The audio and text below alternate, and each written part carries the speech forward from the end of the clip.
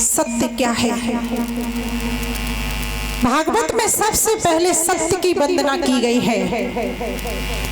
सच्चिदानंद रूपाय विश्वोत्पत्त्यादि Hathaway तापत्रय विनाशाय श्री कृष्णाय वयं नमः। श्री कृष्णाय वयं नमः। पहले सत्य की वंदना कही है कि जो भी इसे पढ़े या सुने तो सत्य को याद करे, सत्य को सुने, सत्य को कभी भूले नहीं। पहले सत्य होता है, मध्य में सत्य और अंत में भी सत्य ही बचता है। जीवन की तीन बातें हैं, सत्य, चित्त और आनंद। हम लोग बात बात पर कहा करते हैं सच्चिदानंद। सच्चिदानंद सत्य कहते हैं अविनाशी को, जो अंत में भी जाकर के सत्य ही बचता है।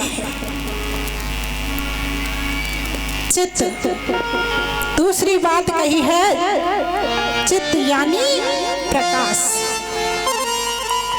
हम लोगों को यानी कोई पुस्तक पढ़नी होती है तो हम अंधेरे में तो नहीं पढ़ सकते, क्योंकि हमें उजाले की जरूरत पड़ती है। तो उसके लिए हम उपाय करते हैं, बल्ब लगाते हैं, ट्यूबलाइट लगाते हैं। और जो स्वयं प्रकाश स्वरूप है, साक्षात प्रकाश स्वरूप है मेरा गोविंद, उसे चित्त कहते हैं। तीसरी बात है आनंद। आनंद क्या है? डनलपों के गद्दे पर शयन करने का नाम आनंद नहीं होता है। एसी ऑन की कमरे में सो गए, उसका नाम आनंद नहीं है। आनंद तो अंदर होता है, बाहर होता ही नहीं है।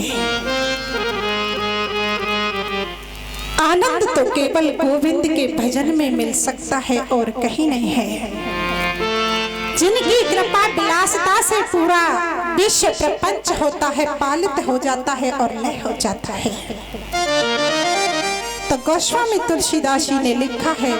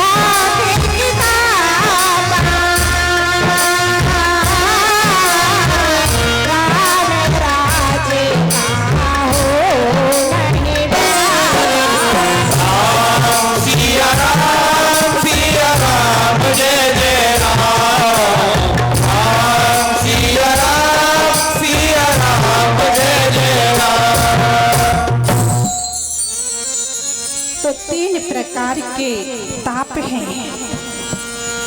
कोई तने दुखी, कोई माने दुखी, कोई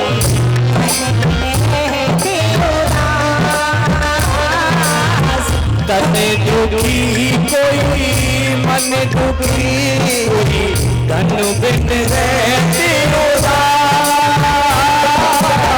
थोड़े थोड़े सालों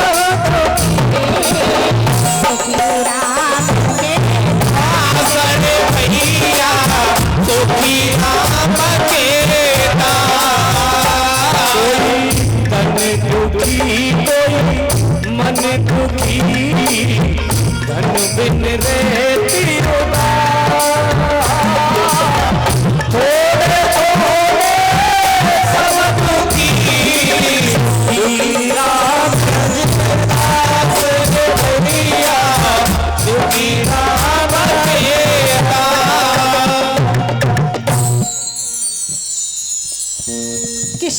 व्यक्ति को किसी बात का दुख है, किसी को किसी बात का संकट है। ऐसा संसार में कोई भी नहीं है कि जो अपनी छाती पर हाथ धर के कहे कि मैं सुखी हूँ।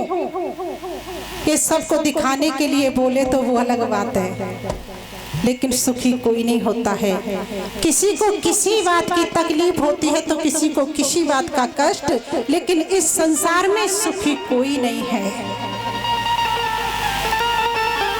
उनकी बड़ी बड़ी कंपनियां चल रही हैं, सेठ है, साहूकार है, सुखी वो भी नहीं है, कोई सुखी नहीं है।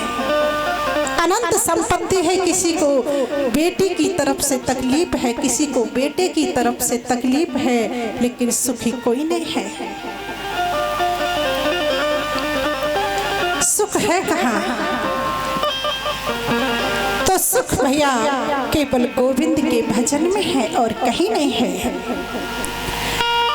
कबीरा सब जग मेरे धना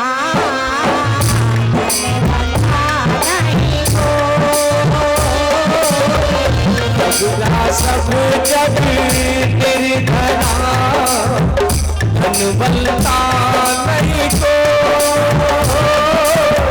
धन बता सो है जानियो जगो नाम है भैया, राम नाम धन हो। कबीरा सब जग तेरी धना धन बलता नहीं को। धन बलता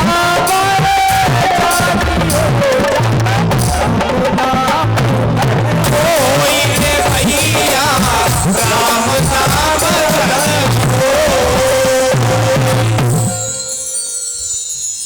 कोई धनी नहीं है संसार में, धनी तो वही है जिसके पास में गोविंद के नाम का भजन हो। गोविंद नाम का धन जिसने कमा लिया वो संसार में सबसे बड़ा धनी है, उससे बड़ा धनी और कोई नहीं हो सकता है। आध्यात्मिक ताप, आदि दैविक ताप, आदि भौतिक ताप, इन विनष्ट करने की जिन श्री कृष्ण नाम में शक्ति है वो और किसी में नहीं हो सकती है।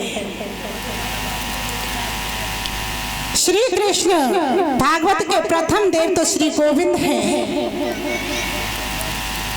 इसलिए सबसे पहले सत्य की वंदना की गई थी। आइए हम उसी क्षेत्र में चलते हैं जहां पर 88,000 संत जन विराजमान हैं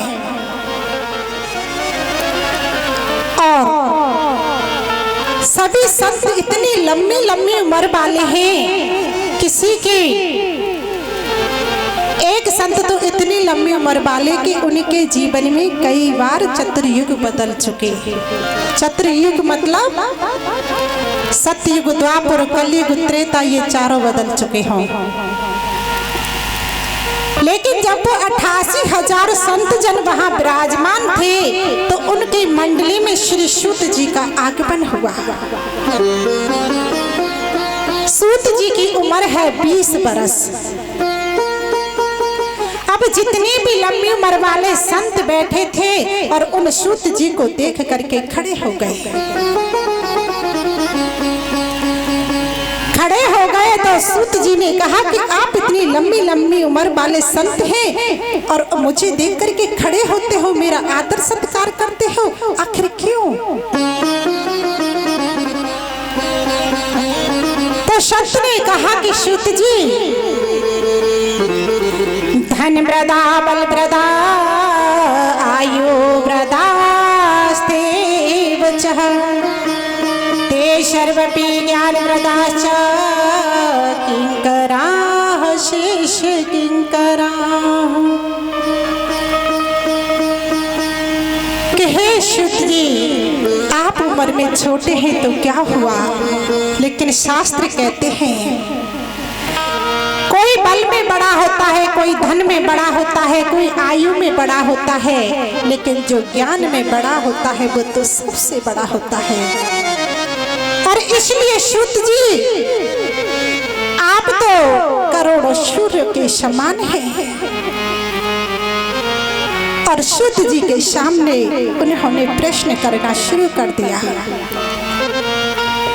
कि सूत जी आप हमें ये बताइए कि हमें गोविंद की प्राप्ति कैसे हो।